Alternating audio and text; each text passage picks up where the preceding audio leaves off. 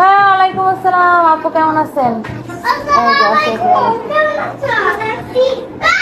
আছেন। ভাইয়া কেমন আছে? বসেন না। হ্যাঁ হ্যাঁ হ্যাঁ, না না অসুবিধা নেই, বসেন। হ্যাঁ হ্যাঁ, যাক যাক, অসুবিধা নেই। না, খুব ভালো করছেন। এই যে আছি আপু। ও আরিকার পরীক্ষা শেষ হয়ে গেছে? ও দৌড়াক দৌড়াক আপু, ও দৌড়াক, অসুবিধা নেই। না না আপু, ও দৌড়াক, অসুবিধা নেই। ওরা দুজনে দৌড়াদৌড়ি করুক। আমার সে টক দই খাইতেছে। হ্যাঁ, আমি তো ওই যে ডায়েটই করি এখন, টক দই আর। হ্যাঁ, অনেক শুকাইছি। এই সনি, আমাকে দুটো খেজুর দাও।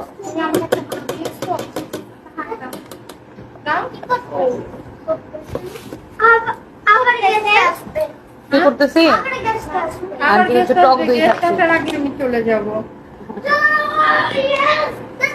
ভাইয়া কেমন আছে? আপু বসেন না প্লিজ, বসেন। ভাইয়া কেমন আছে?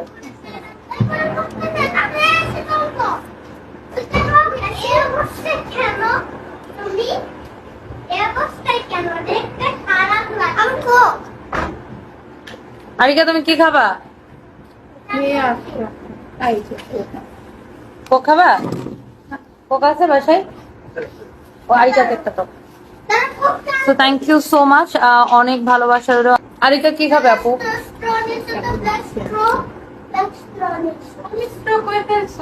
আপু কি লাইভে শুরু করলেন না শেষ হয়েছে?